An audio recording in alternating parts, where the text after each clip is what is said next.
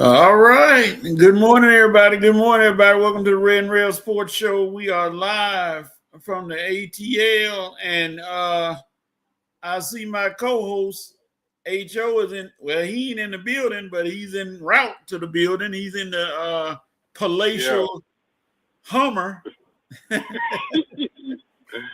Good morning, good morning. I had to pull over. I wasn't gonna make it to the house, so and plus I had to make a stop doing a favor for somebody, so I had to come by and check on Mr. Otis, soon to be a 91-year-old man that is still blessed to be around.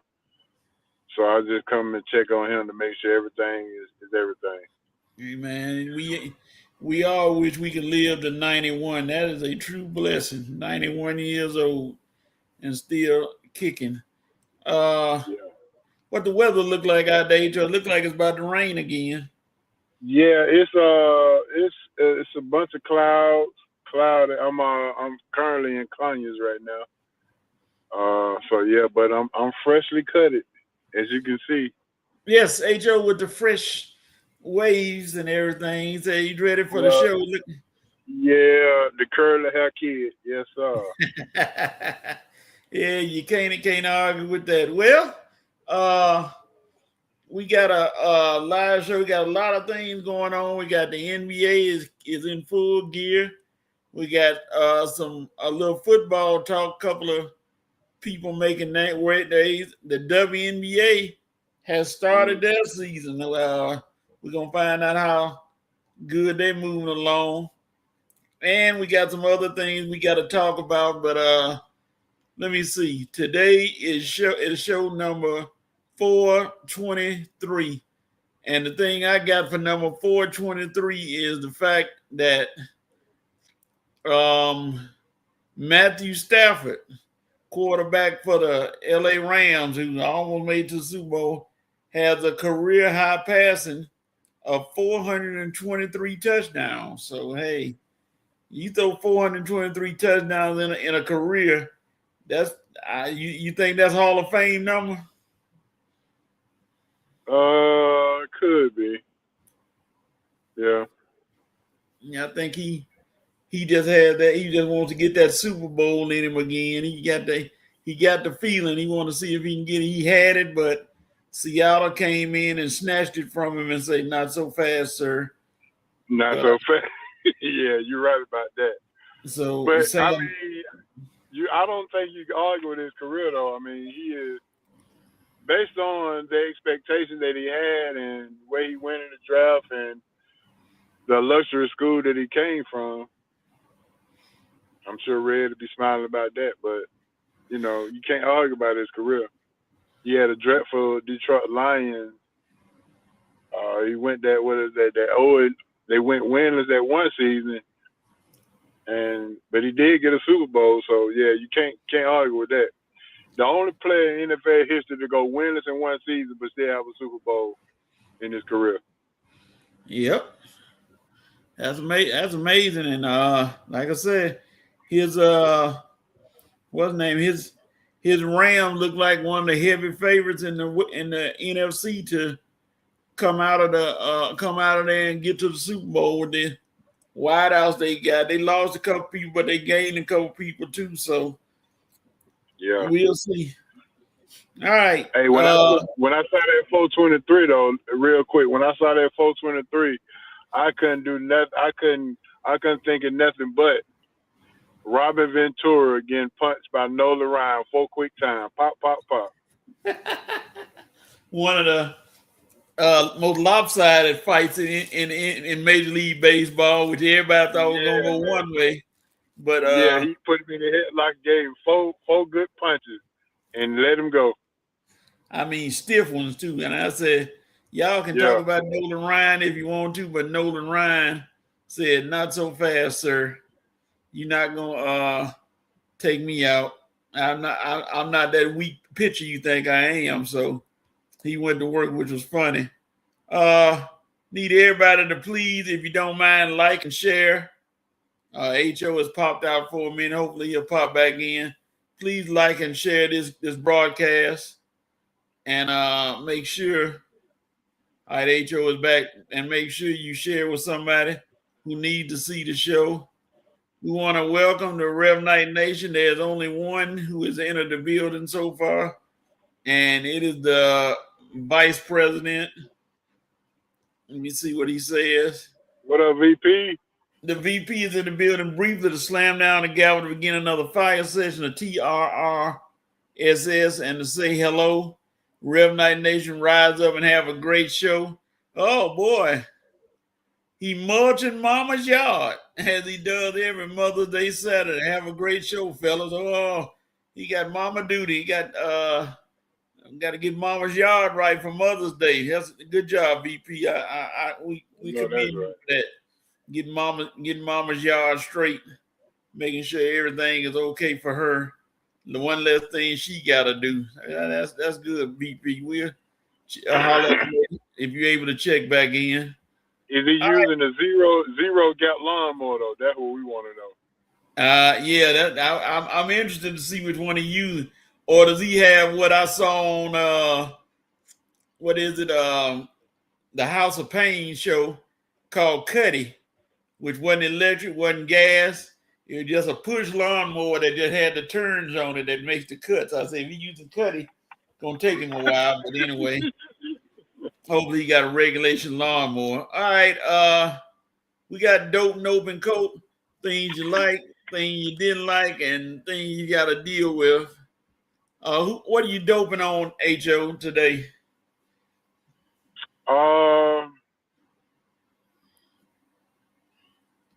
I'm gonna have to go with Matt Olson still. Okay. I'm doping on Matt Olson, continuing to do his thing, even though the Braves lost last night. But Matt Olson has been on fire and continue from Wednesday. So he has shown that he's back and he's trying to make people think twice about the Freddie Freeman situation. So, yeah, Matt Olson right now is doing his thing for the Braves. I wish some of that could rub off on Austin Riley, but yeah, my Austin Riley almost got my note moment from last night. First and second, one out, and you strikes out. Oh my God! But anyway, Matt Olson gets my dope. Yep. Hey, Joe, he said he riding old school Briggs and Stratton. Oh my goodness! All right now. He's really old school. Also, he said sound like he gets some sponsorship money if he promotes Briggs. Yeah. He also giving me the ride to cue the Loonies before we get started, so we got the cue already. So we waiting on what that. What a plug, Briggs and Stratton. Way to plug them. It was a famous one, but you know, hey. I had a tie for mine, but I'm gonna go with Mizzy Orosky from the Milwaukee Brewers. This cat against the Yankees, 103 miles an hour. More than once. Oh, yeah. I did see that. More than once. I mean, we talking about straight gas. Like Randy Moss said, straight cash, homie. That was straight gas, homie, for the Yankees, and shut them out, which not a lot of teams can do. I saw Aaron Judge got a lick off of it, but that's about all he was able to get. And that guy and Poe, what's his name? Used to pitch for the Braves. Lefty. Max Fried. Fried pitched a good game, but there's nothing he could do on the other side. He can't control everything, and he got, like I said, the Yankees got wiped out. No run, I think maybe 3 hits, and that guy, I can't believe he lost 2 games throwing like that, and they were BBs too. That ball there, as it go into the plate, it got smaller and smaller. I'm like, wow. But yeah, he gets the dope moment. My note moment goes to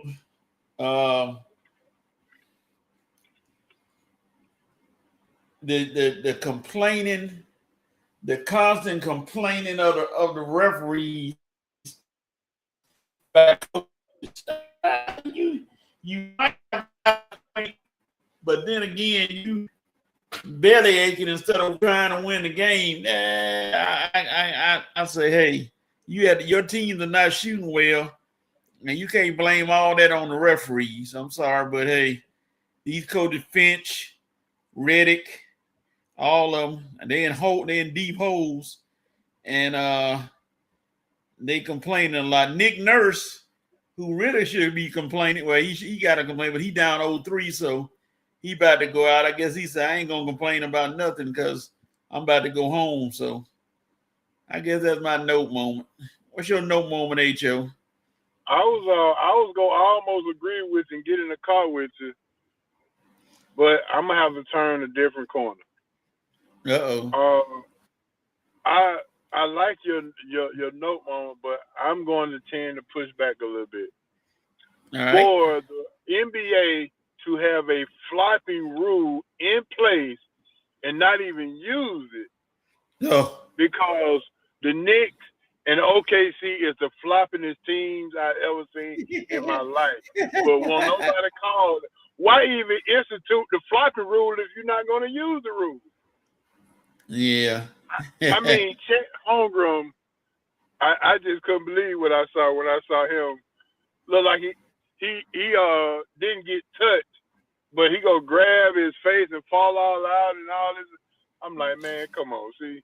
If they don't hurry up, I mean, take the rule out if you're not gonna use it. I mean, why put the flopping rule in place if you're not gonna use it? It's starting to become an unwatchable product. To be honest with you, they want to center all these rules, but continue to control the narrative, but then they don't want to abide by the rules. I mean, it's very, very confusing. So, the NBA, you get my note moment for this week. Yeah, I can understand where you're coming from, because sometimes that Holmgren thing did look suspect. I tell you, that was kind of like, really? That's what we doing now? Like, and overall, I don't know. They got to change something. What are you coping with? I'm coping with the Braves maintaining the steam after they leave LA. They lost last night. Chris Sale got another loss, but I'm coping with the fact that I hope the Braves continue to keep their head up even after they leave LA. So I'm coping with the fact. I'm coping with how they're going to respond when they get back to see if they still got the steam, because this is going to test their will and see where they are. We got 2 more games left in LA, so Austin Riley, you better tighten up, or you're going to be hitting 9th. He should be hitting 9th already where he's been playing. I'm like, what is going on with him? I think if in any contract, if you're not batting what your salary is, then you should automatically terminate it. Yeah, simple as that. And it's not a hard thing to do. $230 million, and he can't even bat his salary. That's it. That's crazy. But anyway, that's my cope. I'm coping with the Pittsburgh Steelers. Why do you continue to let Aaron Rodgers just hold y'all hostage? Man, it's just ridiculous how he can just say, give me a few days, I'll think about coming. Then when he comes, it's like, okay, I'm going to wait till nothing is going on in the sports world. Then I'm going to show up and get the headline myself. I'm like, it is absolutely ridiculous. Wow. Mm-hmm. And I mean, good quarterback. He still can throw. If he remain upright, he can be a good option. But all the drama you have to go through with him, trying to get to him being a good quarterback, it's just. I agree. But if they go 14-3, this conversation would be non and void. Yep. I hope they can go for it. They can win something this year. And Mike McCarthy can they say he's a quarterback whisperer. I don't think Aaron Rodgers need any help, but we'll see. Yeah, I tell you. All right. We have nothing from the Reverend Nation. Reverend Nation is very quiet today, ladies and gentlemen. Maybe it's Mother's Day and everybody's traveling or whatever. Yeah, So man. we got Yeah, I was gonna say maybe they traveling. So we got nothing from them today. It's quiet in the comment section. So we're gonna go right to, I think we touched on this last week. The NBA tournament expanding to 76 teams. And I'm just curious. Wait a minute.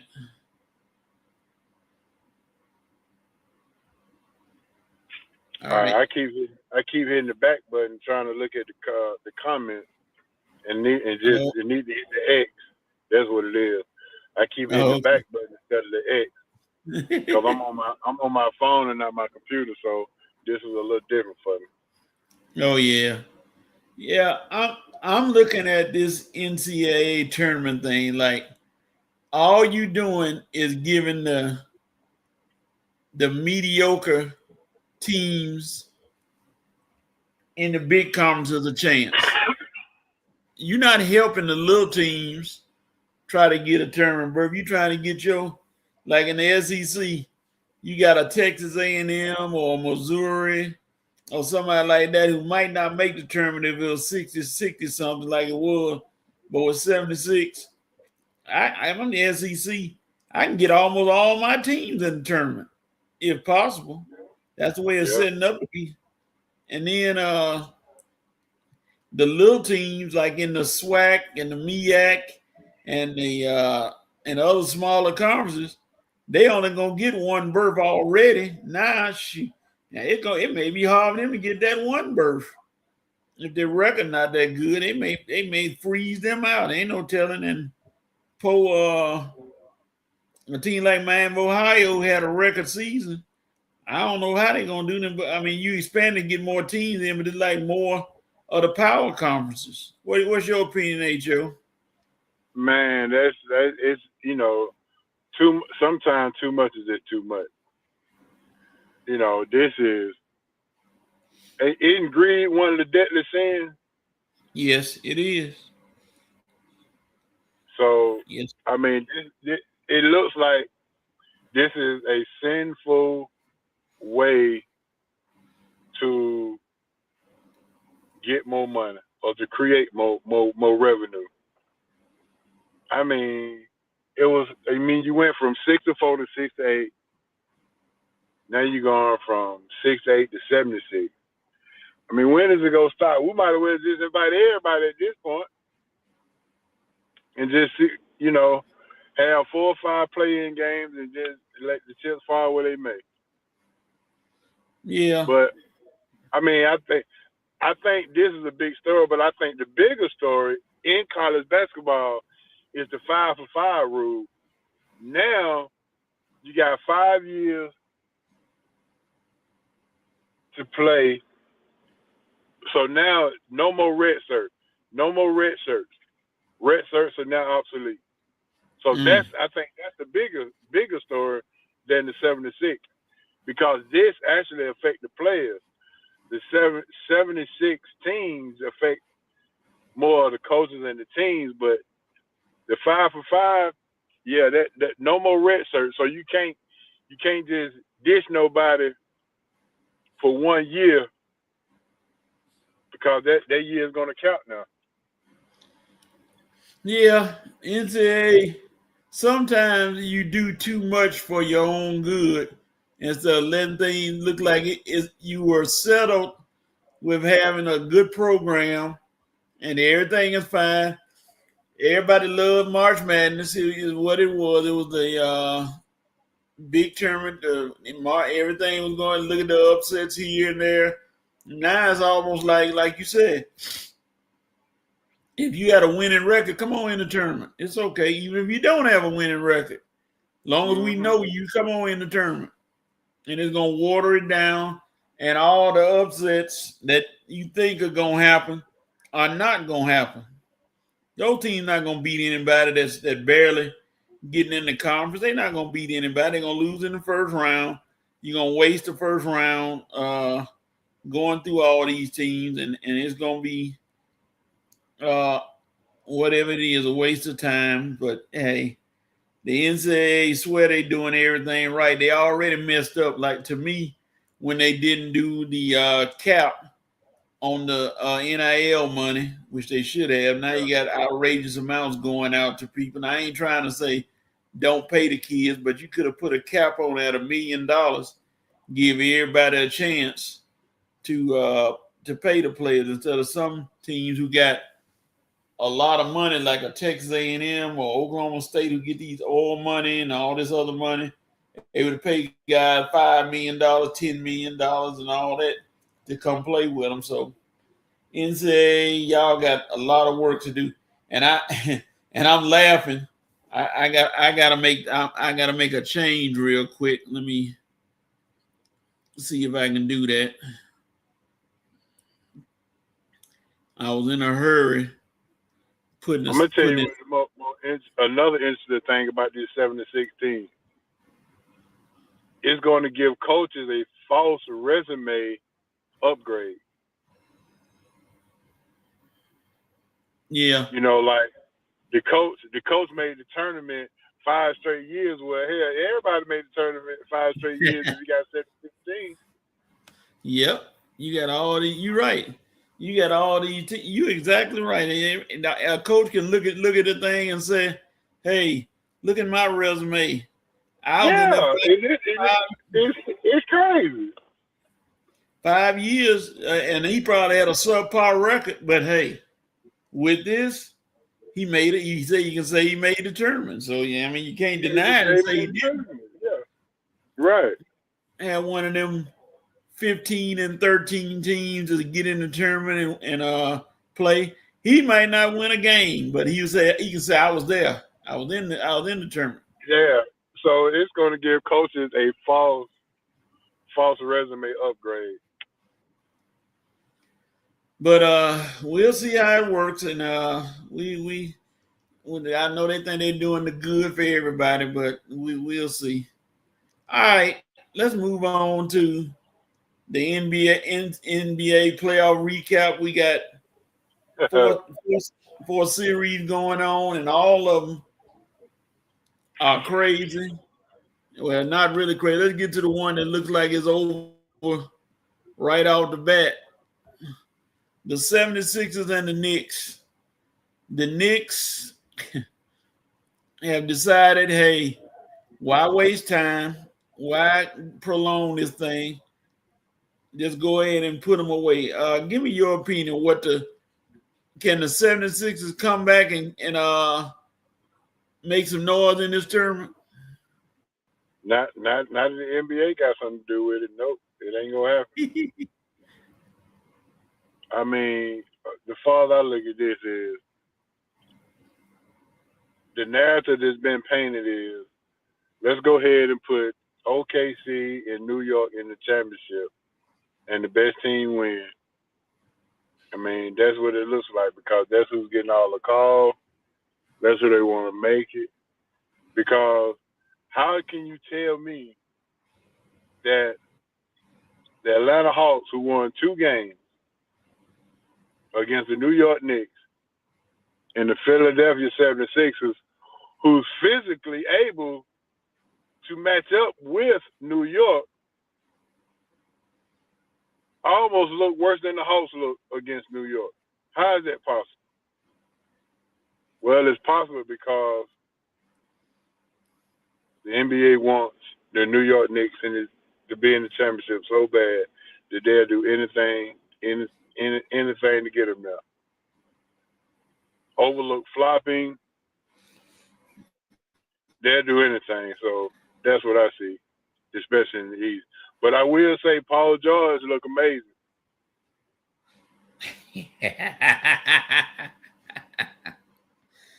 And I detect the high level of sarcasm with Paul George and his quote unquote amazing series he having because I don't know. You know what? Watch this sarcasm. In this series, Tobias Harris probably could help Philadelphia in this series based on how he looked in the other series. Mm-hmm. Yeah. Paul George went out and had one of them performances like, okay, you think you a Hall of Famer and this is what we doing? Come on, dog. And me personally, I think Joel Embiid is on the court, but he is really has an effect and not a good effect on Tyrese Maxey. Maxey is limited when Embiid is on the court because Embiid, well, you're talking about flopping, he does his share of flopping too. But Maxey is not getting the ball enough. Maxey should be your primary scorer, or you should make him try to get him the ball as much as possible because he's going to score his points. As he has he has that edge about him, but he's going to get his points. So we'll see what happens with that because I mean they got a game in Philadelphia. I think if Philadelphia win that game, well, that's okay. Whoop-de-doo. They got a gentleman's sweep going on. So, and the Knicks are going to put them away in Madison Square Garden. It might go 5, but I think it's over. Yeah, I think it's over too.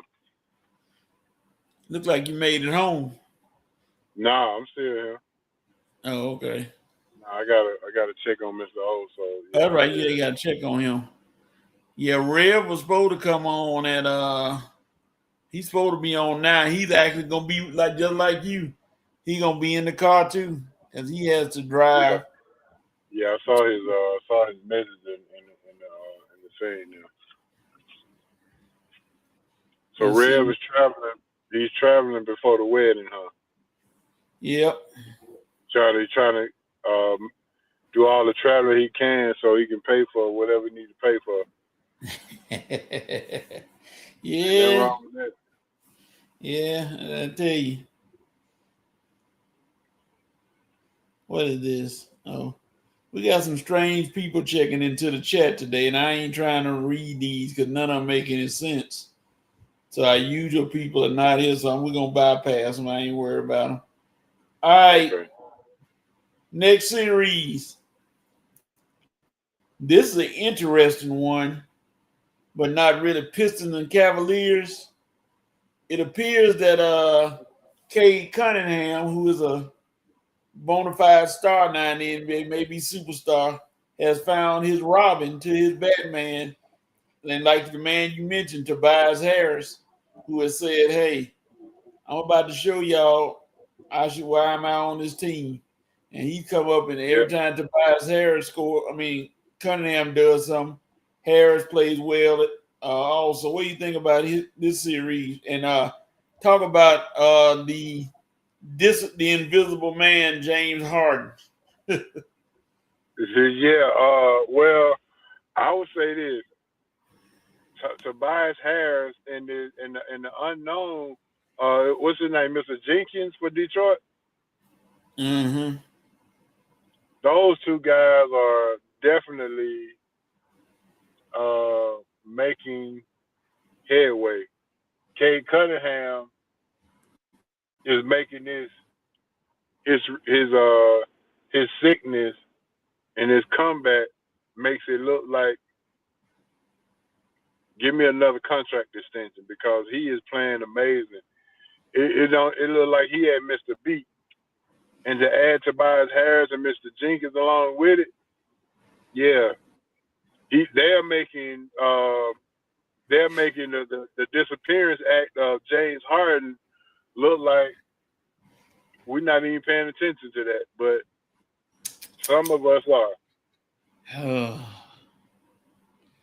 No comment on Mr. Harden, who, like I said earlier, is one of the best first-round players in NBA history. After that, poof. Yeah. Superpowers gone. Yeah. And then he turned into a joke. And Donovan Mitchell tried to defend him, but I'm like, Donovan Mitchell, you can't defend a man who's supposed to be your star.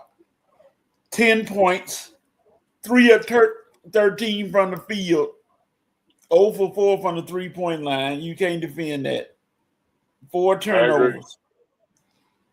You know, and this is his usual song and dance for the team he played with, whoever it is, wherever team he's with, his song and dance. So I'm gonna make a bold prediction, Coach. Okay. By the end of James Harden's career, he will have the most turnovers in NBA history during playoffs. He's certainly not trying to shy away from it, that's for sure. He will have the most turnovers in NBA history during the playoffs. Trust me when I tell you, because it's automatic. I can guarantee you 3 to 4 turnovers every game from him. It seems like the first round gives him so much confidence that he tried to do too much in the second round. Mm-hmm. His stumbling and falling, that was absolutely ridiculous. I mean, he looked like a drunk. And I hate to say that, and that may offend drunks everywhere, but he looked bad. And I'm like, James, come on, my brother. Yeah. You in the NBA tournament and playoffs. You were brought to the Cavaliers to help them. Everybody figured, oh, we got James Harden. We got a guy with playoff experience and blah, blah, blah, and blah, blah, blah, all that. But, well, y'all ain't talking about it, what kind of playoff experience. And his playoff experience has not been good. So, Pistons probably could, they're going to Cleveland. So, we'll see if the Pistons going to close them out and go ahead and get rid of them and take them on out. The next series, Spurs versus Timberwolves. This one here has the potential. Probably it is the most competitive of the all the series that's playing. Because the Timberwolves, you have to when they say kill a gnat with a sledgehammer, you got to probably get something else to put on top of them because they don't go anywhere.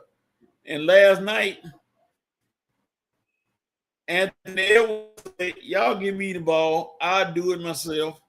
And he almost did it. He had double digits in points and rebounds and almost assists, and he was hitting shots that I didn't think he could make. A couple times he took some bad shots, but then that's anything. But H.O., talk about the other side with that guy who's from planet Krypton or the moon or wherever he's from. San Antonio has developed a very good core of individuals to the point where you got Castle, Wemby,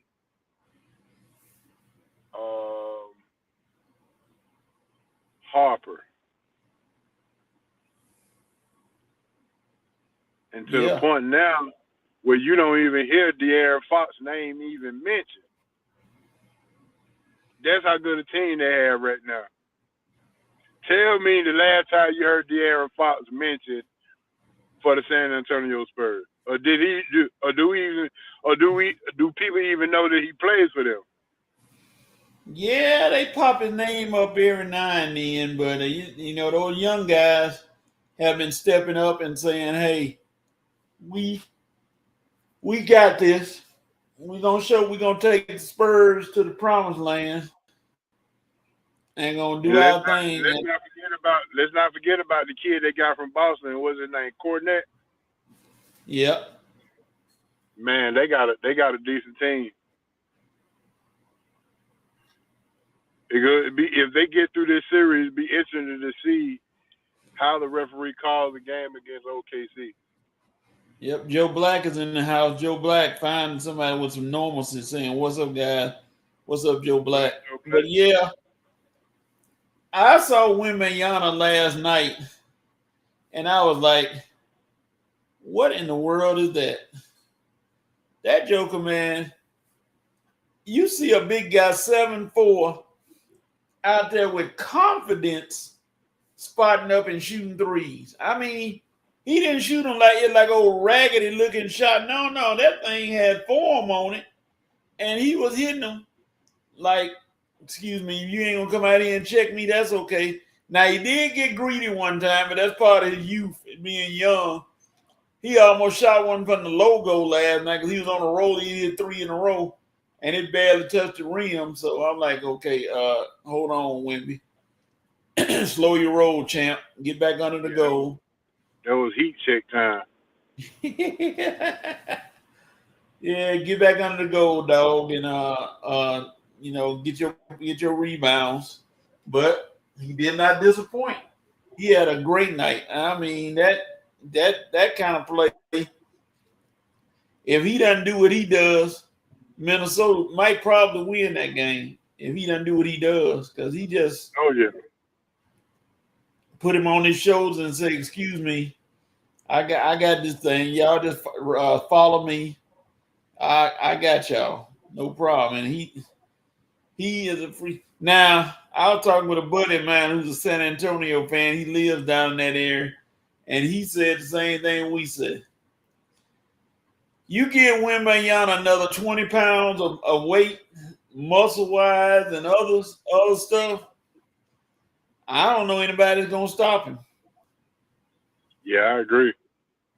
Because he got them buggy whip arms, them big long arms to be out reaching everybody and putting in the rebounds. But I'm like, he get knocked down a time or two as well. But if that joker has some muscle on that frame, more muscle on that frame, and the enthusiasm that he played the game, I mean, and SportsCenter just called it a alien invasion. I'm like, yeah, that's about right. He's an alien. He for sure his game. But now he got in a little trouble last night with fouls, and I thought he was gonna foul out the game, but he hung in there. So I ain't gonna. I said they got to be cautious of that when he gets those fouls. But they couldn't pull him because Minnesota is such a streaky team. They run the same play every time. They spread the floor, put that guy in the corner, shoot threes. Threes. But let me ask you this though. Does Julius Randle have to be more of the Batman to get Minnesota to win this series? Because it looks like to me Jaden Daniels have taken over the Batman role. Well, judging about last night, Mr. Daniels, I'll tell him this.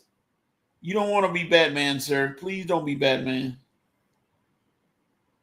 Because last night, if I can find it on the box score, Jaden Daniels was 5 for 22.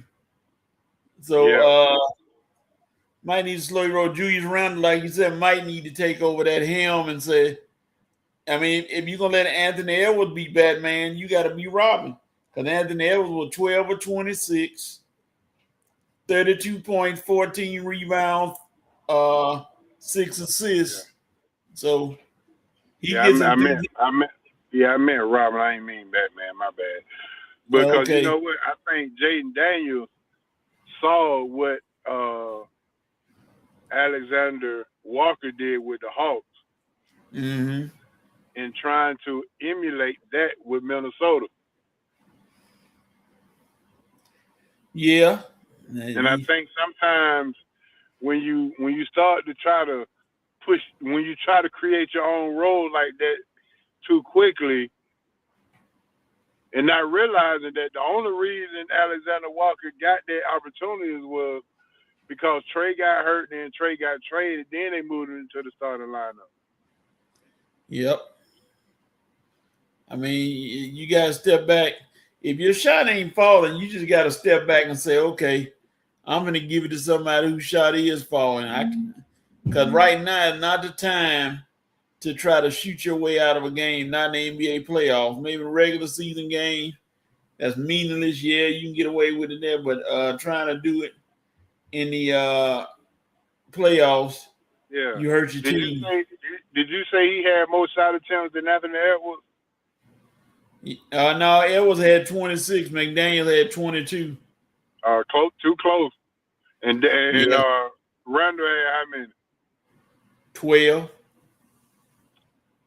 That's not the pecking order. That is not the pecking order. Now you got that right. Randall has to get the ball more because he's a force. Because Wemby, I think, with them bucket whip arms, he struggles with Randall because Randall is physical with him and banging him around a little bit so Randall could get off more shots and more free throws. So let me see. Randall 6 of 6 from the free throw line. So that you got to get him to the line and get him there and let him get Wemby down there and make Wemby get them foul. Because Wemby gonna try to block his shot. It doesn't matter what he does. He doesn't care. He gonna try to block his shot because he think with them long, like I said, them long buggy whip arms, he can block anybody's shot. And sometimes he get called for the foul. So that's gonna be the key. McDaniel's gonna have to sit down and say, okay, I don't want to shoot the ball that much. I'm better off playing defense and giving assists because he's a heck of a defensive player. Right. That's for sure. And that need to be your call. And you don't have to score as much or try to score as much. You play that defense that you've been doing and keep all them other guys out of it and make and women. But one thing the Spurs do, and I don't know if it's working or not, but they always double team Anthony Edwards. But shoot, it don't seem like it's working for him to score 32 points. It don't seem like it's working because he still getting his shot off. He laughs at that double team, and that's what just like you just said then. That's what Randall got to come in. He see that double team, get the ball to Randall and let him work down low or let him shoot. He can shoot outside, and that could be the key for them in Game 4 to winning the game. So every time Carl Anthony Towns have a good game, me as Julius Randle should be like, you know what? I can't let him outplay me. Yeah, it's simple as that. All right, now to the series, which I don't know why everybody looks at, but I mean they're looking at it. The Thunder and Lakers, which is going to turn into Crygate because the Lakers feel like they're not getting enough fouls and enough chances to do anything because they think they're getting too many fouls called on them. Matter of fact, I'm finna check it now and see what the foul stats look like for the Lakers. I will admit, it do look kind of suspect. I mean, I'm on the Lakers side for this one because it was some crap that was, yeah. All right, the Lakers shot 18 or 21. They shot 21 free throws. The Oklahoma City shot 26 free throws. So it's not a big disparity, but it's the timing of the fouls when they were called for the Lakers. It's when they call it. Yeah. So I just got distracted because Monica McNutt came on TV. I'm trying not to look at her way. She's talking about the WNBA start of the season, huh? Yep. She got her glasses on, her lipstick in there. Okay. Side note, we leave that alone. But Oklahoma City, amazingly though, Gilgeous-Alexander had 9 free throws. Is anybody surprised? Because he's been accused of being one of the biggest floppers in the league. And there have been times which he does. Now, nobody can try to deny that he flops. because it happens. I mean, I don't care what you're looking at, what you see. He does hit the flop button every now and then when he goes to the basket Oh and yeah, fall back. wow. Like he's in so much pain, or he's been just banged up pretty bad. But I just imagine him back in the days of the bad boys. And wait a minute, we have somebody who's jumped in. Let me Rev. Let me see. Yeah, it said audio only. Oh, okay. Yeah, let's see. Can you hear me? Yes, There you sir. go. We can hear you now. What's going on, gentlemen? What's happening? What's going Not on much. there, great Reverend? Not much. Not much. Just on the road to Maryland to catch a track championship of a family member. Hey, man. Well, we always wish you safe travels. Look like today, I need to go get in my truck and ride since everybody else in the trucks and the vehicles today. I see Ho is in his seat in his car as Yeah, well.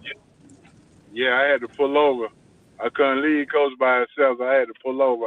I wasn't gonna make it home in time, so I said, let me pull over and make this thing happen. Well, I appreciate it. Well, I'm just coming in on whatever y'all talking about. What's up? Thunder versus Lakers. Your We talking opinion? about we talking. First of all, we were talking about Julius Randle not taking enough shots, and McDaniels taking too many shots. And the pecking order is way off in Minnesota. Yeah, let's go back to that one. Spurs and Timberwolves. Uh, I think. Can you hear me? Yeah, Yeah. Okay. I think the biggest problem for the Timberwolves is not having a fully healthy Anthony Edwards. And this is a series that you need him to be healthy. He'll have spurts of being vintage Ant-Man.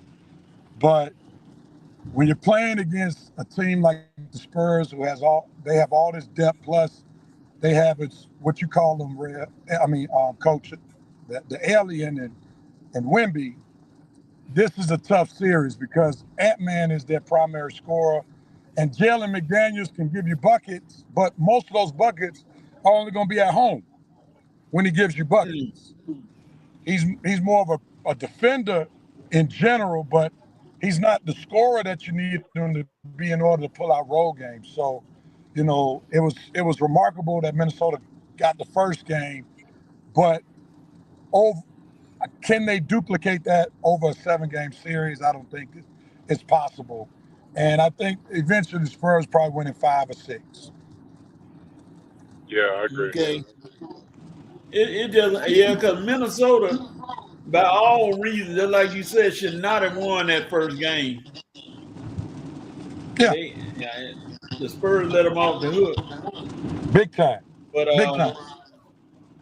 uh, Rev, I mean, you can admit, and I say it often, but I believe it's true. I'm gonna do some background investigation on Wembanyama. They say he's from France. I say he's from the moon.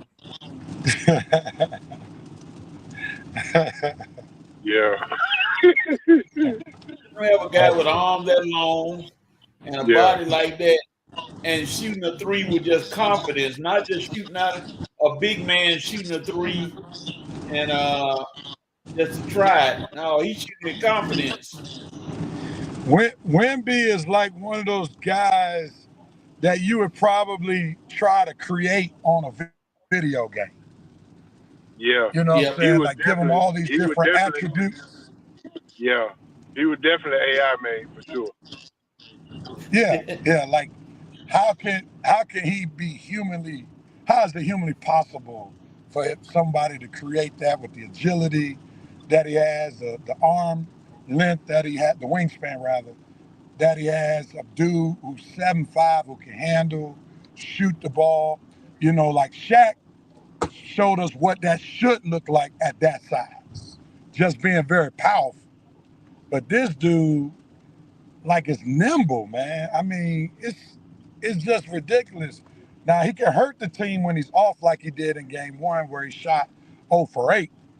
But when he's on, he's unstoppable, man. And the Spurs got automatic time because with his jumping ability, he's gonna get whatever ball that's being thrown up to the back towards the basket. So it's almost like you know how we used to have in video games the cheat code. Yeah. Yeah. He's the cheat code in the NBA. Yeah. Hey, but you know what? Coach said one thing about Wemby that I think nobody realized. He shoots his 3-pointer and jump shot with so much confidence that it's like it's unreal. Yeah, yeah. I mean, he shoots it like he's a guard, right? Yeah. Like you know, most guys his size, if they're shooting a three, it's more like a set shot. But this guy Yeah. is literally getting off the ground, and he already can shoot over people. But then when he elevates the jump shot, there's nobody who can come close to blocking. Exactly. Nobody. And his And we just talk about the offensive end. We'll be here for 30 more minutes talking about what he do on the defensive end. Right, right. Facts. it's just watching him dribble drive to the basket like thinking he Allen Iverson or somebody, and he does it, and he usually make the shot. It's like, I mean, how you gonna look at a 7'5" guy that's dribbling between his legs and going on a move to the goal like he does? That's just unreal. Yeah. Yeah, it's not fair. But you know, Rev, the Thunder and the Lakers. Do you think the Lakers are getting the short stick on the referee call? Uh, only reason why I'm gonna say first of all, no. The reason why it's looking like they are getting short stick, and the reason why they're complaining as if they're getting short stick is because they know everything has to be perfect for them to have a chance to win a game. There's no room for error. So therefore, they need every call. They need everything to fit right in order for them to have a chance. I mean, they gave Oklahoma City Thunder their best shot in Game 2. They're up by 1 at the half, and you still felt that Oklahoma City at some point was just going to pull away. So, you know, this is a position like somebody like LeBron has rarely been in, because LeBron has mostly been the person who could dictate the terms of a series because he was just that dominant. But now he no longer is in position to literally take over a game. So now he and the Lakers are at the mercy of how the game is being called. And if the game is not falling in place for everything that the Lakers need, they don't have a chance to win. Yeah, I mean, That's they gotta a have. good point. If they had Luka, could they win the series? I doubt if they could win the series, because at the end of the day, Luka and Austin Reeves on the same basketball court is too many defensive liabilities in one place. Could they win a game or two? I think so, but not the series, because they're not built to win the series. And the biggest issue is when you have guys like Harkenstein, Chet, Holmgren, and then you got Dort, who's physical. Those guys right there are problems for LA, because LA only really is relying on somebody like DeAndre Ayton to rebound. But when you got those 3 guys, you know, Holmgren's not very strong, but he got pretty good hops. And then you got Harkenstein, who's a bruiser, and then you got Dort, who's a smaller bruiser. That includes also Jalen Williams. The Thunder just got so much depth, man, and that's why they're doing this without Williams. Let's remember this. Hey, Real. Jalen Williams is not even playing, and Real. yeah. Hold on for just a second. Somebody has popped into the chat. I mean, into the stage. Ladies and gentlemen, it's Red. Red is here. Man, you up here stopping my take just to bring in him? What's going on, man?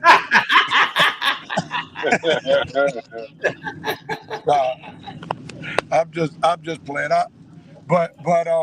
Yeah. But just remember, man, they doing all this without Jalen Williams. Yeah, Jalen Williams are the questionable fashion choices, but we're not gonna talk about his pink jacket. We're gonna leave that alone. Not gonna go into that. Red, we talking about the Thunder and the Lakers. Do you think the Lakers are capable of winning a game in this series?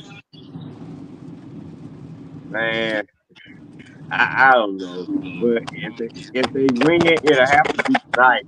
Because I just don't see them after 3-0, man. They might as well hang it up. Man, this series is turning to everything I expected. It's a nightmare. Yeah, they like the That it's me? almost like the. I think it is. That's static. There's a lot of static in it. Mute Red, Coach. See if it's from coming from Red. Let me see. Uh-oh, my bad.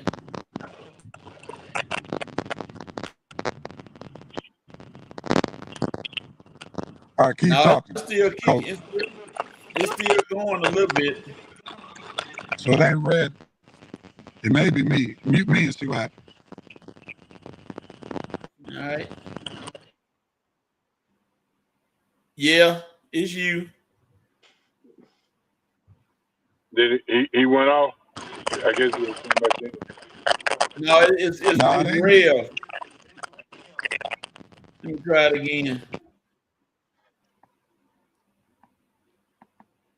All right, Rev, it stops when I mute you.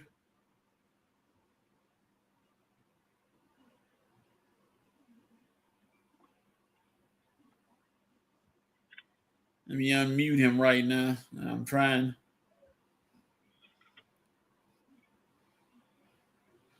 But HO, we're gonna keep going till Rev we get his thing straight. Is the Lakers series gonna be a sweep?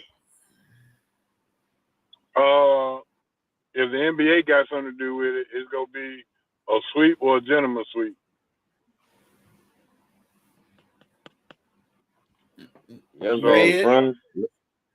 LeBron need to accept that the NBA and the rest don't like him no more. I mean, all that reign he had during his I guess supposedly prime, it ain't there no more, and that's why he needs to retire. Dude, you're 41, almost 42 years old, still trying to play NBA basketball. Why? I have no idea. You won championships, you won MVPs, you've done it all. I have no idea why you just keep hanging on. Please, LeBron, stop hanging on. Okay, go ahead and retire. It's okay. You just holding my Lakers back. Yeah, you helped us get first round, but dude, you too old to be making $50 million. And technically, like I say, it's just time for the Lakers to move on and start building around this guy. You haven't done anything for us since the little weak bubble championship, and that was what 6 years ago, which in Laker land don't really mean. Yeah, exactly. Thanks, HO. So, like I said, that's all. I mean, coach, whether we get swept or gentlemen sweep, the fact is, it's just time for the Lakers to move on from LeBron.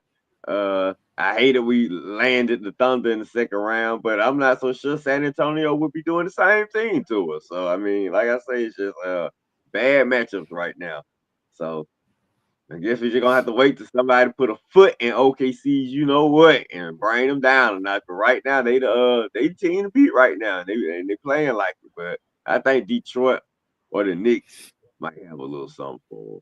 Maybe. I hope, man. I hate them. I'm starting to hate OKC. Not like that, but I don't like that team. I just don't like them. They're a good team. I just don't like them. Yeah, they flop too much for me. Them and the Knicks. They're not one of these teams. Oh, go ahead. It's amazing that OKC having this much success right now. And at one point they had Durant, Harden, Westbrook, Ibaka, and those guys, and they couldn't win a championship. That is amazing to me. You had all that firepower on one team, and you couldn't win a championship. But you got firepower now for this age, and they're on their way to winning number 2. But that just baffles me every time I see it. And I look at it and I say, wow. But now, as the years go on, I see why Harden wasn't considered much, because he plays like after the first round, and like somebody pulls kryptonite out and sits on his seat where he can't do anything. Said, no, forget you, Harden. You can't do anything. And then the other two, well, Durant is about to go to another team, and Westbrook is in limbo wherever he is with Sacramento. I don't know if he's going to try to I think he might retire. I don't know if he's going to try to come back with Sacramento. But let me see. Let me see if Rev is back on. Rev. What's going on? Okay, it's clear. Yeah, All right. no static. All right. Sorry about that. That's okay. So, Rev, question.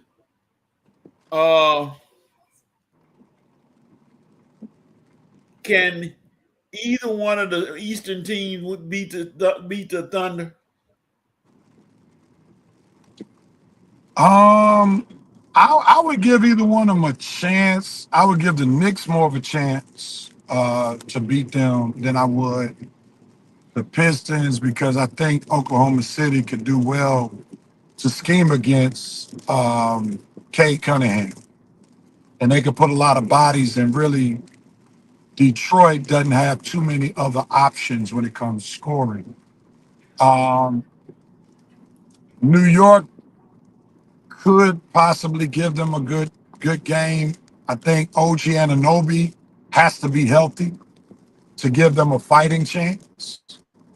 Um, Jalen Brunson, I think he's going to get his because he just has a certain style of body that allows him to be able to do what he does.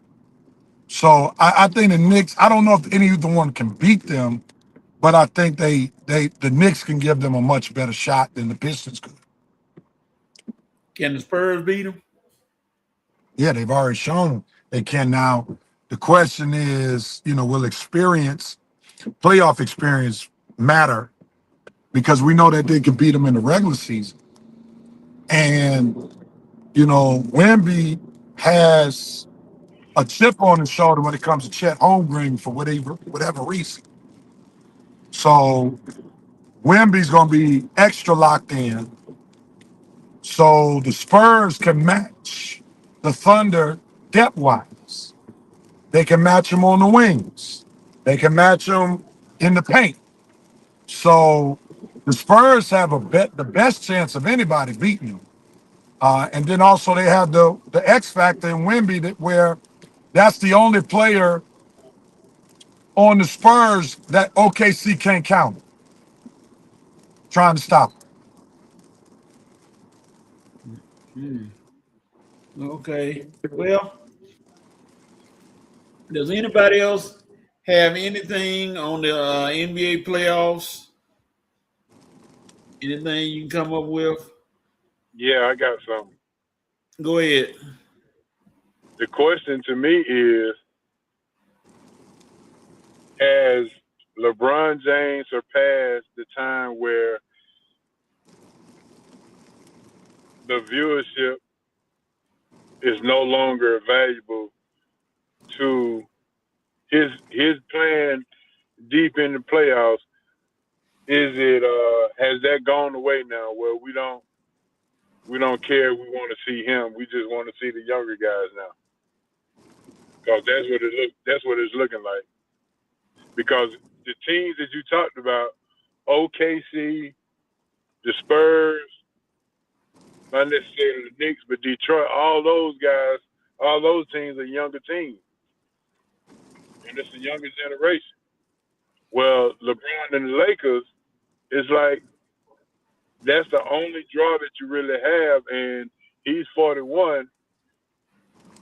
Though he's still playing, is it enough for the people to want to view a 41-year-old guy rather than watch the up and coming of the new age?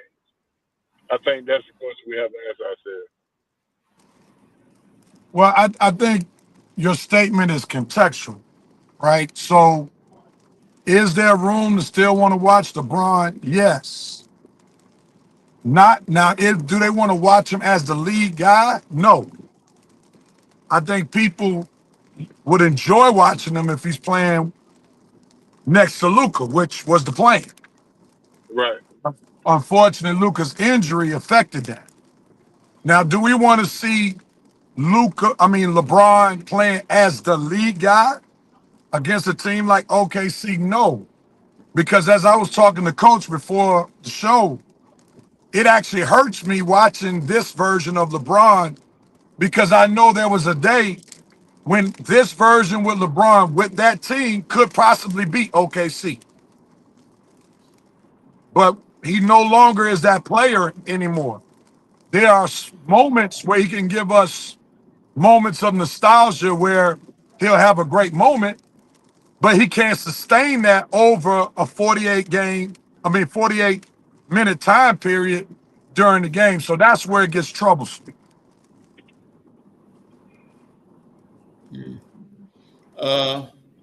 Red, you have any comments on that?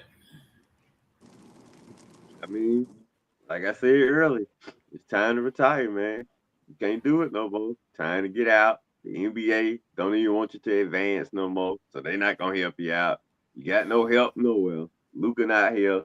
The NBA don't want you to advance. It is over, LeBron. Retire. Jeez. Don't know what you're hanging on for. Well, now let me ask Red a quick question. When you say it's over, what's the context in what you're saying it's over for LeBron? Well, really, what you just said, he can't really do it like he could no more in his prime. Yeah, he having moments, but having moments, that's not gonna help your team get there. And even though you ain't top dog no more, I mean, you see what happens when all the other guys get hurt. We still expecting you to do something, and like you just said, you can't do it. And it's plain painfully obvious you just can't do it like that no more. So time to go, man. You can still, like you say, you can still play. You can still play at a semi-high level. I mean, you can still go out there and average 20 points and do your thing in moments. You can't do it for a 48-minute period. You can't lead the team nowhere. Like I said, if anybody get hurt, like I said, you're not top dog no more. And if you're not top dog no more, I honestly don't know. The Lakers don't really. It's just not good. Dude, go back to Cleveland, retire respectfully, and just go ahead and go. Okay, it's time to go. Time to at least lead the Lakers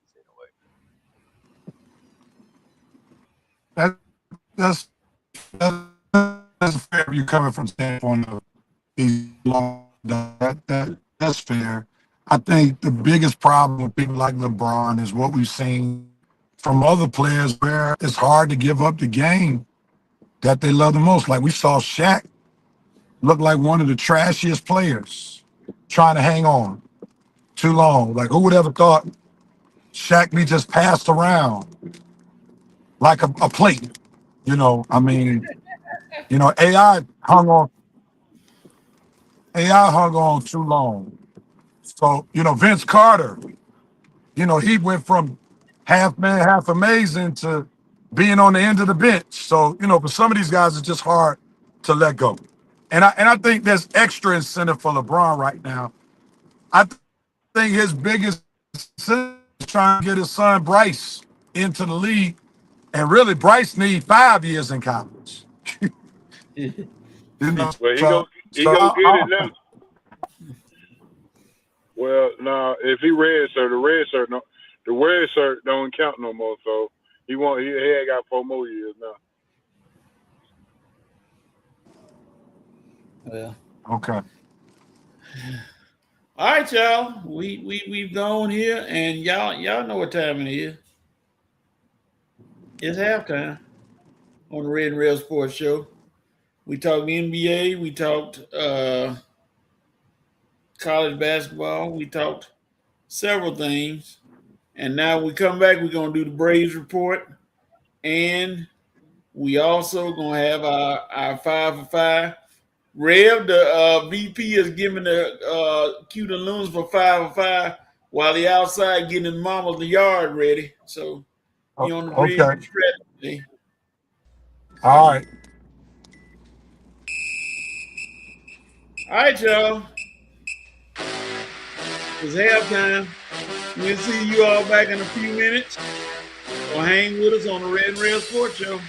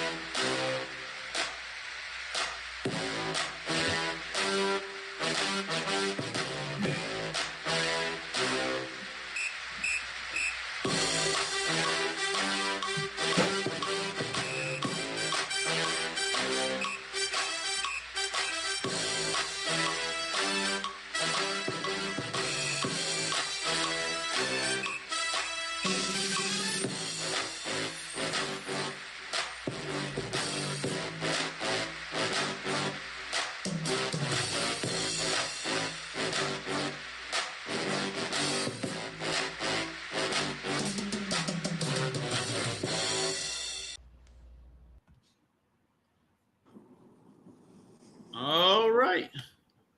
Getting rid of the banner right here. We are back. We are back from halftime on the Red and Rail Sports Show. We got everybody here today. Rev is traveling, so we wish him traveling mercies as he heads to his destination. And we are ready to come back with Red and the Braves report. So here we go.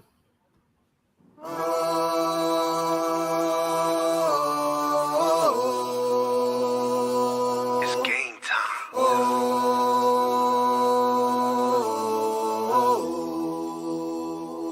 It's GT. Well, what's up, y'all? Braves report another week. Well, unfortunately, this week, not so high like the other weeks have been. Our first losing week of the whole season. Yeah, it took all of May for us to have a first losing season, so I guess that's a good thing. But no, 1-3 this week, not good. Losing the series to Seattle, I don't know what it is about when we go to Seattle. We just can't find ourselves. But all right, like I said, you had decent pitching performances. First game with J.R. Ritchie, I think White just left him in there too long. I mean, dude was walking everybody in their mama, and like I say, all those walks, all those free passes, eventually they're gonna come back and bite you. And coming back to bite us, they did in game one. Game two, decent pitching matchup, Elder and the other guy, and I think we won with a Matt Olson late home run in that game to cinch that one. Game 3, like I say, another one of those games, day games. Braves couldn't find the offense. Mariners got us 3-1, and the same thing happened last night with the Dodgers. So right now, Braves just a small little funk right now. Bats not talking like they was talking with the Rockies. You know, boy, they appreciate the Rockies though. Thanks for beating up on our NL East opponents for us. I'm trying to find our bats right now. But anyway, uh, uh, like I say, Braves just need to find their bats again. The pitcher hadn't been that bad, but it's not been as good if you only gonna score one run in the past few games. So just need to find the bats again. Damn, man, it still lost the game last night. Our best pitcher versus the Dodgers last night. We couldn't get that win last night. Now we got question marks. We got Schreider. Close my eyes when he on the mound. And I don't know who we got going in the last game, but we'll see. Braves, just find your bats and everything will be all right. Our pitching ain't that bad, but we got to, worry about unless Dodgers just go crazy one game. But I'm not worried. So we in first place. We in a trash division. We still gonna have the division won by Memorial Day. So I don't know why everybody thought Don Mattingly was gonna all of a sudden put his little pixie dust on the Phillies. Boy, please. Phillies got blown out by the Athletics and then got bombasted by the Rockies last night. So please, I don't think the Phillies and Don Mattingly have found any magic. The Nationals, now you got to worry about their offense, but the Nationals bats are banging. But pitching wise, I think they'll fail them in the end. And the Mets are the Mets, and the Marlins are the Marlins. So Braves, just keep doing what you're doing. We definitely gonna have to make a trade for a pitcher sometime during the season. But for right now, just find your bats. We'll see what happens with these next 2 games with the Dodgers. And oh God, we got Chicago coming back home. Man, why was we play all these hot teams back to back to back? Every time we play somebody, they always hot, man. I mean, God, can we play a team that's going through a slump or something? No, we did. I guess we did that early. So now it's our time to face all the hot teams. Well, Rev, Horace, Coach, y'all say y'all won the test. Well, you getting your test right now. Don't look like we passed it so far. But we'll see what happens with the next 2 games. Anyway, just still go Braves. Because like I say, I know we're gonna win the East. We'll be back in the playoffs. Alex ain't gonna let us fall that much far. So we'll be all right. Well, you look at it, Sunday, Bryce Elder is pitching against Justin Robleski, and Robleski is 5-0 with a 1.25 ERA. So if you're gonna do some we're gonna be early on the back. you gotta beat it. You gotta beat him down there. And today, and it's amazing. Spencer Strider against Blake Snell. Amazing if Dodger didn't want to pitch Ohtani or Shohei against the Braves. I wonder why. But and he trying to save him. They must have a bigger series. I don't know. Rev, you got any comments on this? Yeah, I think we can't close out the segment without recognizing the fact that injuries are beginning to plague the Braves. Ronald Acuna goes down again, 10-day, 10, 15-day disabled list. Who knows, that can be a bit longer. Michael Harris has been in and out of the lineup. So, we got to take into account that when you have a long season, injuries are going to play a part at some point. We just hope that won't be the common theme like it has been in previous years. Because, you got Drake Baldwin hitting leadoff. So that kind of tells you the state of where the Braves find themselves in. And the biggest issue for me is the Braves got to find a taker for Sean Murphy. I think that season is over for him.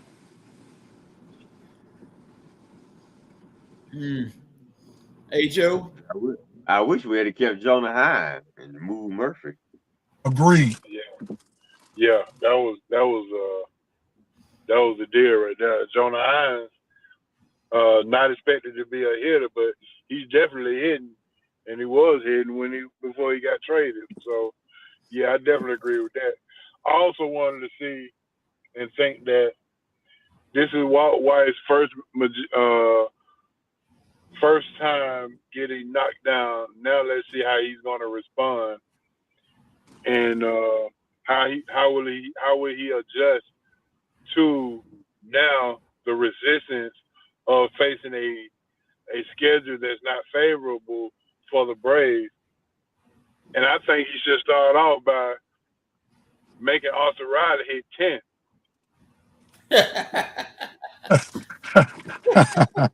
Not hit 10. Yeah, because that's one of the biggest problems right there. Austin, we ain't getting nothing out of Austin Riley. As I was telling Coach earlier, he's not even hitting his total salary, which was $230 million. He's not hitting nowhere close to that. So man, we had some moments last night. Man, I swear every inning last night I felt like we had two people on base and needed a key hit. And boy, when I see Austin Riley come up, I just be like, oh, yeah. It's either gonna be a home run or it's gonna be a strikeout. And man, I was telling one of my guys up there, I was like, is Austin Riley, he is just the king of the 0-2 count. I mean, every time I look up, it's Austin Riley. He get an 0-2 count so quickly. I was like, dude, if you constantly coming up there getting the 0-2 count, it's gonna be the same result most of the time. Because I mean, you chase a lot of pitches off the plate a lot of times, and it be bad too. Like, dude, really chasing. Like, man, them sliders, ooh boy, them sliders be getting them. What do y'all think is the reason for his downfall? Not aggressive. Plate discipline, a lot to me. Plate discipline, waiting on the pitch, not recognizing. He doesn't recognize a lot of pitches out of the pitcher's hand a lot, and they fool him. They fool him too. So consistently. I mean, if it's not that straight fastball coming around, any pitches with like movements on them, you forget it. Yeah. Man, please, that thing got to really come out the pitcher's hand straight, or where you can just get a good look. If it's not like that, Austin probably gonna be 0 for 3, 0 for 4, 1 for 3. Like I say, I mean, all pitchers with good movement, like a Tarek Skubal or Skeens, somebody like that. Oh man, I'm trying to think who played Alcantara with the Marlins, or man, even a Nola with the Phillies, or even that young kid with the Phillies. Man, Austin ain't gonna be able to hit him. I told you, man. If it's just not a pitcher who just coming out there to work, they ain't really got more movement on their pitches. They just coming out there to throw balls and just hope the ball goes somewhere. Pitchers that pitch contact, them contact pitchers. See, Austin to get them, but them finesse pitchers with a lot of movements on their pitches. Good luck. Yeah. I think Austin is a mental thing for Austin. I think it's in his head right now. Yeah, it's definitely in his head, getting in his head. Like I said, first it was just that. He's like, he turned one issue into a lot of issues. Braves, they can make amends by coming back and winning these next 2 games if possible. Then, like Red said, they got a tough series against the Cubs, who is one of the hottest teams in the National League, if not the hottest. So you got to hope for the week ago. Yeah, you got to hope for the best right now, but we'll see how they come out. All right. I think when Cam come back, put him at short, move the ball in the third, and move Austin Riley to AAA till he get his head together. you went. At least he moved to AAA. Where's it sound like holy. I think you about done with Austin Riley, ain't you? Listen, your two key contributors are on the corners. Your first baseman and your third baseman. Your first baseman is having an MVP season. Your third baseman look like exactly. So I mean, if we got to do the extreme to try to get his head right, sit him down to AAA, down to Gwinnett, and let him get in the looks, because Cam down in AAA, he tearing up the ball. So I mean, maybe that's a thing. Go down there and tear the ball up, and then come back. We'll see what you got. What happened? What happened? Nacho Alvarez. He was doing that's what I right. was at. That's what He I was was doing wondering good last night. last season. He back in the minors. He is not your shortstop. Yeah, I think his locker next to Austin Riley, and they rubbing off. That's not like Austin. I need some more Nacho Alvarez up here. And like I say, we didn't expect getting this from Dubon. We just thought he was all defense. The fact that we getting Dubon's back and Austin back not doing nothing. Like I say, 20 RBIs. Austin Riley got 8. I never thought I would prefer Dubon coming up to the plate before Austin Riley. I never thought I'd say that coming into the season. But yeah, exactly. I was hoping Dubon was gonna come up a lot more. But he did come up, and he got a hit when people was on base. That's why I said Dubon is coming through way more than Riley. He's coming through way more than a lot of players coming through. So you gotta keep Dubon back in the lineup. You gotta have Kim back in the lineup, man. Austin, you might be the odd man now. You might be one of the first mainstays traded if you don't pick this thing up. Well, the Braves, we'll see if they're making any moves or they keep everything status quo. Because right now, well, I see some of Alvarez. He had hitting 216 wherever he is. I don't know if that's last year. I think that's last year. I don't think it's this year. So, well, this Jim Jarvis ain't the answer, man. You can send Jim Jarvis back wherever you come from. What happened to Mateo? He'll be back in the lineup today. Oh, okay. Yeah. Like I say, those were surprises. Yeah, Jarvis made a heck of a play last night. They couldn't help him, but still a big play. Nope. All right. We're moving to 5 for 5. I don't think we're going to have any limit because we got everybody here, so we're going to just give everybody a chance to talk about these topics. The VP is already through his landscaping duties. He's already given the okay to cue the Loonies. So let me find it real quick. And once we cue the Loonies, we will get ready. Let's see. There we go. The Loonies is on. All right, H.O., I'm going to start with you. First topic in the corner. Tariq Skubal out indefinitely. Well, how do you feel about that? Well, all the teams who wanted to make a play for him before the trade deadline, he's off the table now. I'm pretty sure there was some teams lined up trying to see if they can rent him out for 3 months.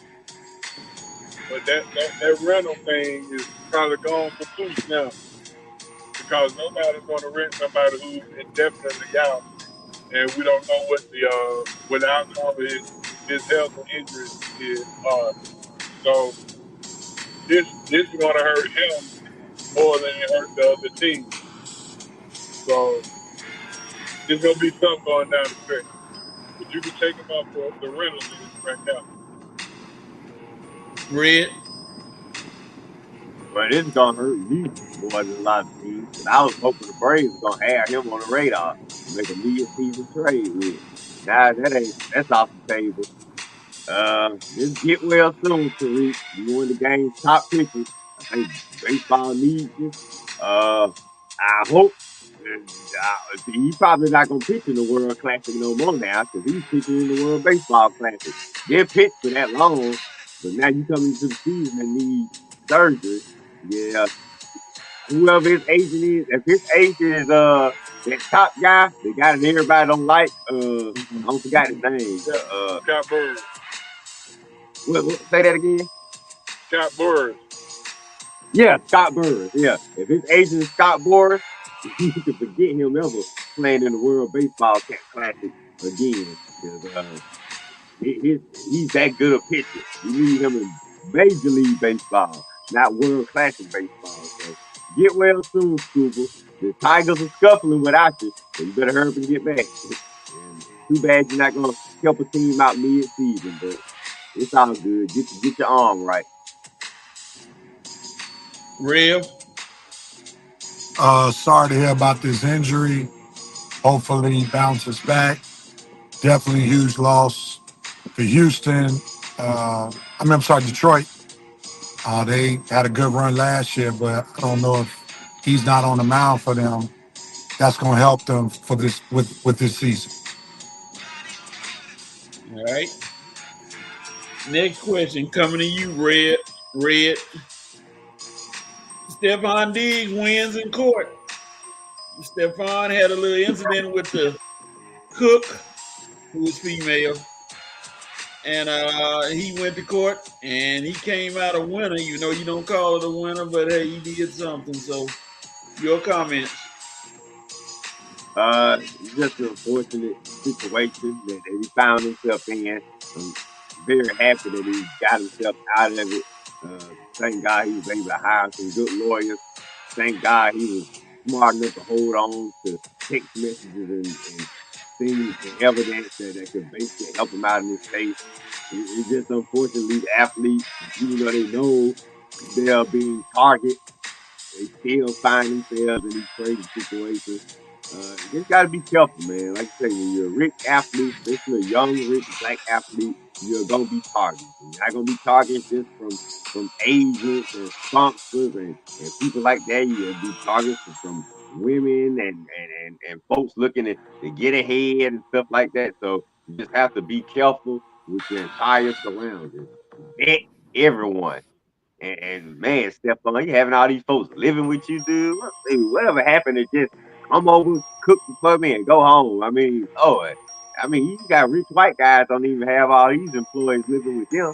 So you making NFL money, dude, and you trying to live like you making NBA and MLB money. You just make wiser decisions, Stephon. I'm glad you got out of this situation because that's the last person you want to see. You want your career ruined by somebody like that. So good luck to you, man, going forward. Rev.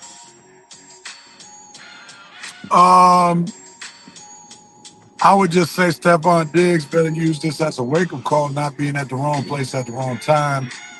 Also being concerned about his surroundings. That should be something that he takes heed to because he has a lot of money to ruin if he doesn't make the right choices. So hopefully this will allow him to get a wake-up call and live a better life. So that's my hope and prayer for him. Hey, Joe. I think I'm gonna get in the car with Rev on this one. Yeah, he needs to get a wake up call, and he might need to go ahead and seek therapy at this point, just to try to get in a position mentally to prosper forward and not look back.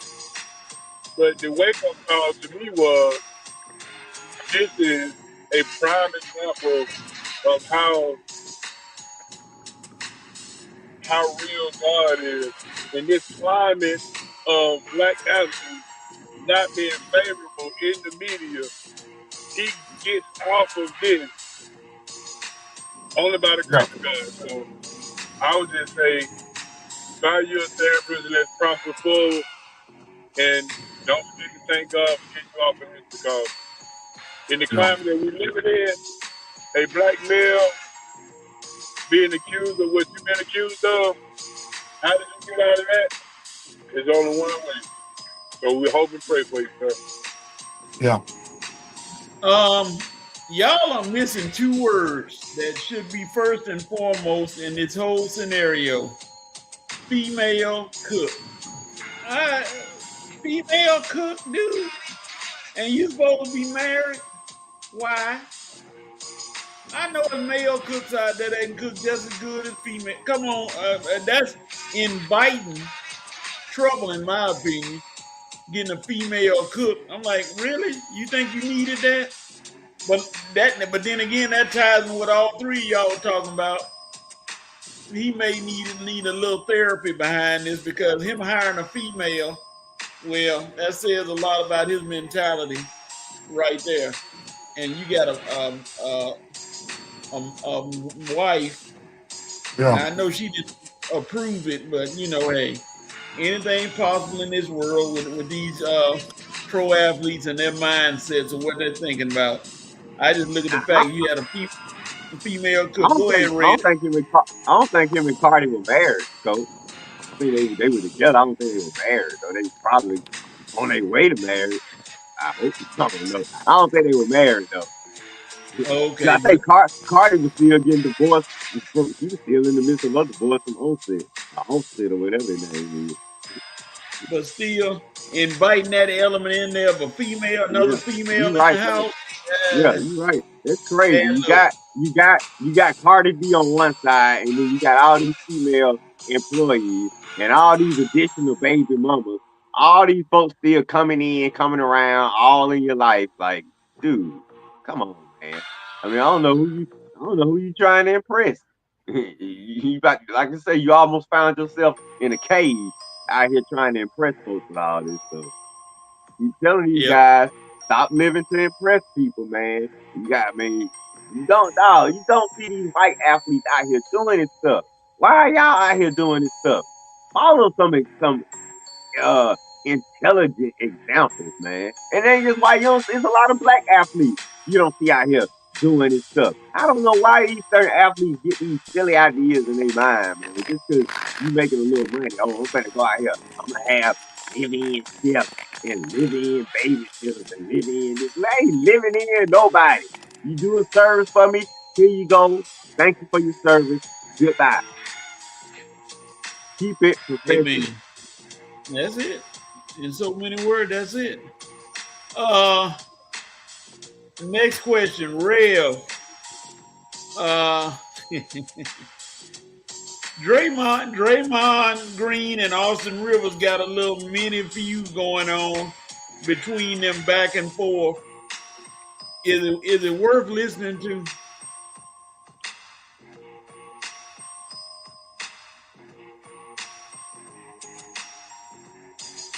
Rev. Okay, Real we'll man come back. from Yeah, real H.O. man from He faded out. Oh, Draymond, I tell you, he got to be the luckiest guy in basketball history. I mean, he got a free ride to the Hall of Fame on the back of the light skinned guy. And not only did he walk the river, he went at Charles Barkley, and we already know he can't touch Charles Barkley with a 10 feet pole. So Draymond needs to be quiet and just let everything just settle down, enjoy the rest of his NBA career, so he can just settle on to the Hall of Fame because he only got to the Hall of Fame luckily because of the light skin guy. And that's all I gotta say.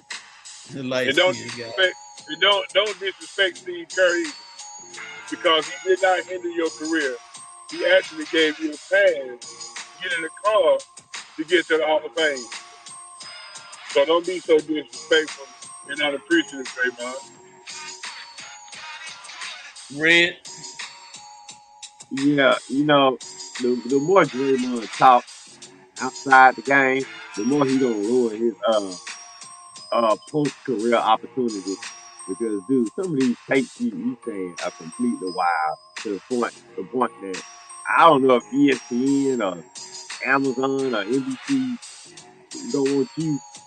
Don't want these opinions on that. Even though I'll prefer you on NBC to some of those guys on there, because at least you do got rings. But some of these takes are just awful, man. I mean, why you going back and forth with Austin Rivers? And Austin Rivers, I won't be going back and forth with Draymond. You said your take. It was a good take on air. You weren't trying to be personal on NBC.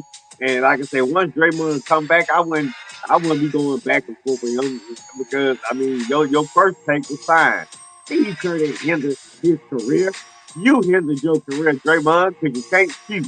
That's all it is. It ain't got nothing to do with Steve Kerr. Ain't got nothing to do with Steph Curry and Clay because guess what? Clay not there no more. Jimmy Butler not there no more. Where the Warriors end up this year when Clay don't have no offensive help? Where do they end up? Fighting for the play-in seed or out the playoffs altogether. Why? Because Draymond, you can't play offensively. You can't shoot offensively. You are an inconsistent offensive player. And if you had any type of offensive talent or any type of offensive pedigree, the Warriors gonna be hanging around the play-in, completely out the playoffs. Because guess what? You and Steph been there basically all year long. Clay ain't there no more. Jimmy Butler been hurt. And what did you do offensively? Did Steve Kerr tell you not to shoot? No, he didn't tell you. Why would he tell you not to shoot? For who? Gil Santos? Moses Moody? Get out of here, man. They tell you not to shoot. You just not consistent offensively. You are incapable of helping Steph Curry out unless you're doing it defensively or just playing point forward. Offensive game wise, you have no consistency.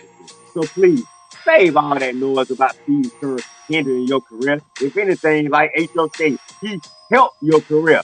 He helped you get to the Hall of Fame. Everybody in the Warriors organization has helped you, okay? Because 9 times out of 10, you will be out the league by now with all these stunts you pulled over the years. If you get all these stunts he pulled over the years playing the other team, you think he'd still be playing right now? Or in a position to talk like he's talking right now? Absolutely not. So please, Draymond, don't say nothing about Steve Kerr and don't say nothing about the Warriors. Because if anything, you need to be on your knees kissing the Warriors, you know what, right now. Because they have completely to let you do, way of completely just let you do what you wanted to do, all for winning championships. And this how you pay him back, man. It's time. They need to send this guy away and let him see how life is away from Steph Curry. Maybe he keep his mouth shut. All right. Next question. The Padres have a black female owner coming into the fold. How you think she's gonna do, Red? Well, the question is out of how they gonna do, but it's nice to see that we got a sister running things, a sister, a black female owner in sports. We got one in sports, but we got one in the NFL. So it's definitely a milestone, definitely something to be celebrated. I'm hoping the Padres can do something. I hope they beat the Dodgers and win that division. I've been waiting for them to do something for the last few years. They almost did it one year, but man, they just can't get over that hump when they get to the playoffs. I'm hoping these new owners uh, do everything they can to provide the team with everything they need to compete.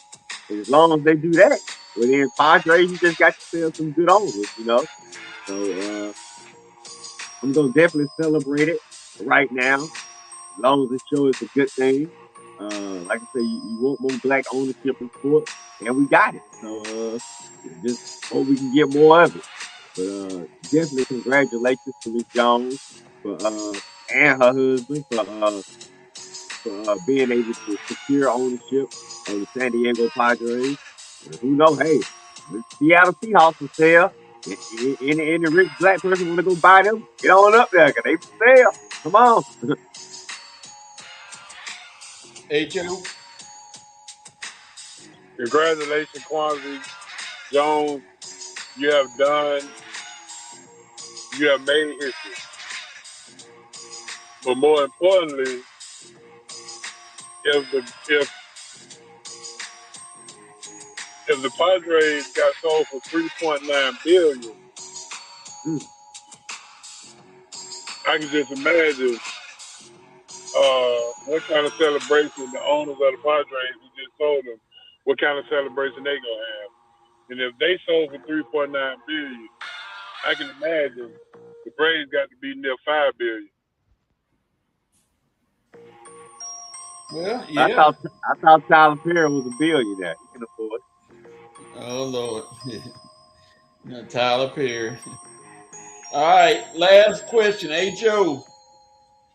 Unfortunately, this past week we lost an icon, a visionary, Ted Turner, the man who's responsible for a whole lot of programming in Atlanta and the South. What's your thoughts on Ted Turner's legacy? I would say, unfortunately, the younger generation won't understand how monumental and how impactful he was to the Atlanta area and what he had done for the Atlanta area. You talking about resilience. He tried to buy TBS 4 different times and got turned down and said he gonna start his own stuff.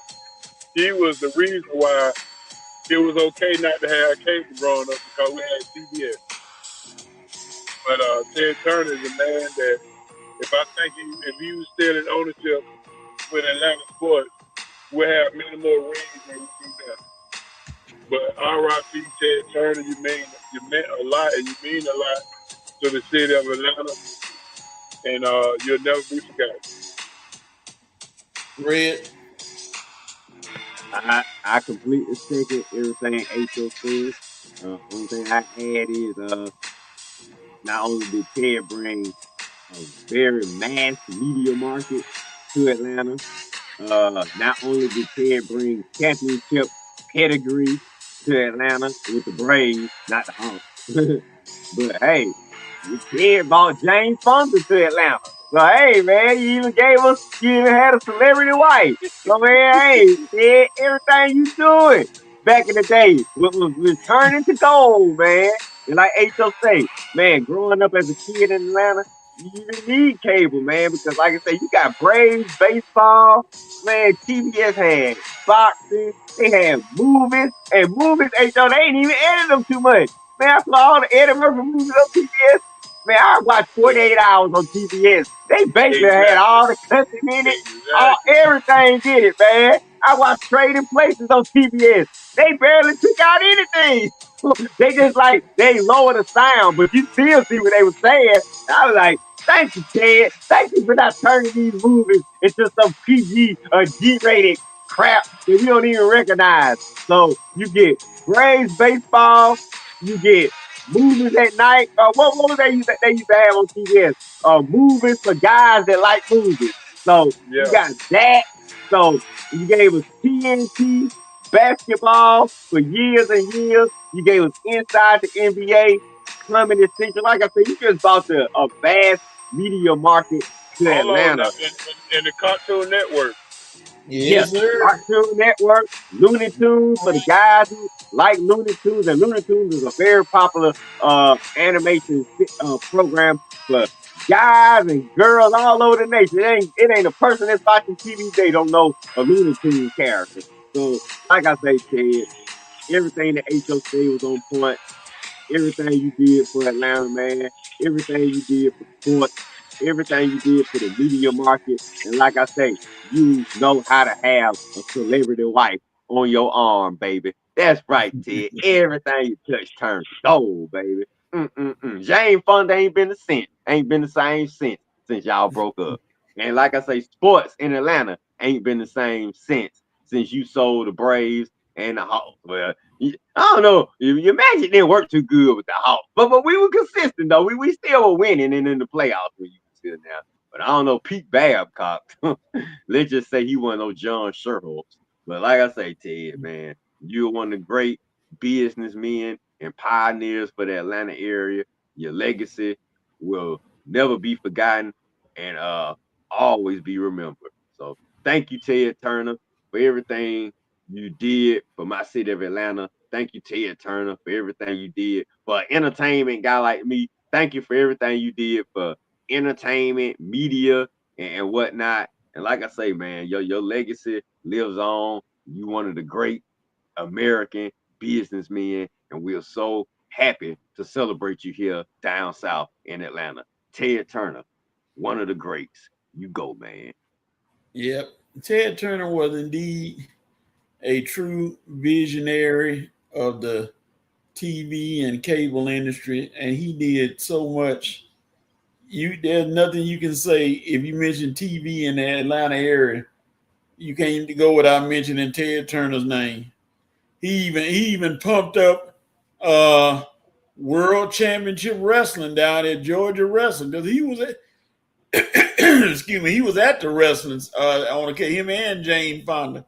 So Ted Turner did so much to broaden the scope, and yeah, he brought out made almost the 24-hour channel. You know, when channels were ending TV channels with the national anthem, then all that. He had 24 hours. He said, "Don't go to sleep. I got y'all covered. I got some movies for y'all. I got some shows. I got everything for y'all." So, yeah, the world lost a good one in Ted Turner. So, God bless you, Ted. Rest in peace. All right, we almost at the end of the show, and we just got to ask the question: who has the right to do what?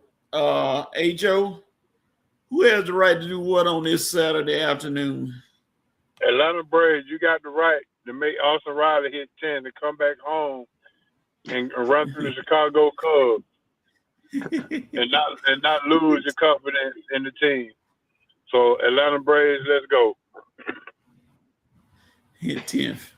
Red. Riley, you better start hitting, boy. H.O. gonna go crazy.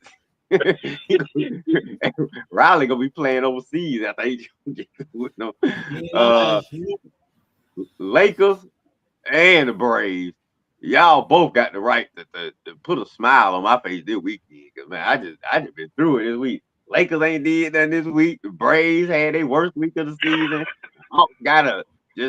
Got doggone bombastic in they last game the Knicks. I mean, shoot, the Falcons the only thing doing something positive right now. Cause they ain't playing. They just making moves. But Lakers and Braves, I need the Lakers not to go down 3-0 tonight, and I need my Braves not to get swept by these Dodgers in LA over the weekend. So I got the Lakers in LA and I got the Braves in LA too. So doggone it, I need both of my teams to get a win in LA today. How about that? Thank you. That's where you got the right. You got the both of our teams. You got the right to win in LA today. All right. WNBA, you on ABC today. So you got not your premier broadcast. You got two good ball games today. You got the Aces playing the Mercury. Last year's the champs playing the runner-up. And you got the Wings with Becca and AZ Fudd playing Caitlin Clark, Aaliyah Boston, and the Indiana. Sophie. My girl Sophie. Yep, Cunningham will be there. So, hey, you got two good ones on TV today. Make the most out of them. Better put on a good show. Know they're going to have standing room only crowd. So we'll see what happens. All right. I think we need the WNBA back now. That's some of these. Well, see, this time for them to take over now. They better take advantage. Yep, I got a question for y'all about the WNBA. Do you think having a maxed out, now that they have a salary cap, or they got players getting maxed out contracts, do you think that would change the way that they would perform and play now that they actually get money? Will it still be entertaining, or will it just kind of fall on deaf ears? I think they're gonna play harder because they got to justify them contracts, and they know the pressure's on them to play harder. They just can't go out there and lollygag around and just throw up a game and say, "Okay, that's it." New York last night showed everybody, look here, Las Vegas, we coming for that title. They scored 109 points last night, and they went to work on Connecticut. So the New York Liberty is not playing around. So these two teams today, all of them are expected to be, all four teams, are expected to be contenders. So got to play contender basketball, and the Stars have to show up. Even though I'm watching, but I don't want to watch because my girl Nafisa Collier is still out with an ankle injury. I'm sad, but she'll be back in a month dealing with her ankle surgery and everything. So, and Minnesota can hang on, but we'll see. Hopefully they don't throw up no games like the NBA does with them when it gets down to it. No tanking games start playing because I don't think any of them got room to tank. The expansion team, Toronto, almost won their first game last night. I mean, they played close, so obviously they saying, hey, just because we an expansion team don't mean we supposed to lose every night. Golden State showed that last year, and we'll see what happens. They got some good stars in the league right now, and they got some good ones coming out of college next year. So it's up to them. Yeah, I don't think you're gonna have to worry about load management when it comes to WNBA players.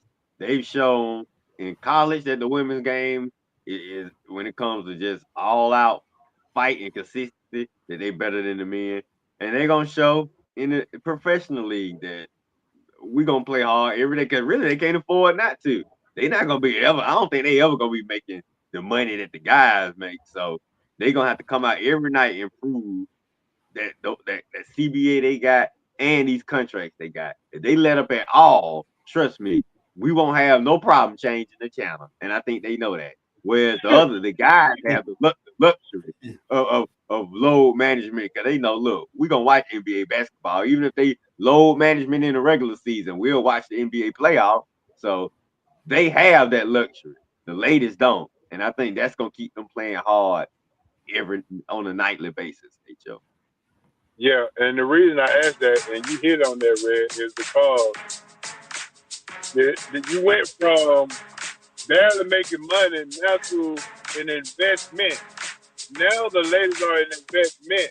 So are you going to protect your investment, or are you going to allow the ladies to do what they do to entertain like they've been doing, only just add more money to their salary? Now they're an investment. There it is right there, Joe. All right. That's all for today, folks. Want to thank everybody for showing and watching the show. HO, got any shout outs? No, man. Catch me on Wednesday, 79 Sports Roundtable. Got a whole lot to talk about. And tell Mr. Otis we wish him a happy birthday. He won't be June 1st is his birthday. Oh, June 1st. Oh, that's right. You just said you're checking on him. I forgot it. But I was just thinking about 91 years old. It's just amazing. Yeah, he's 90 right now. He'll be 91 June 1st. So less than 25 days. Yes, sir. And my bad to you guys, man. I guess I don't know what's going on with my alarm clock, but sorry I missed the first half of the show. Appreciate y'all holding it down for me. I eventually made it. All right, y'all. We'll be back next week, 10:30 on your dial. I'll be here 10:30, y'all, next week. There it is. Make sure y'all join us.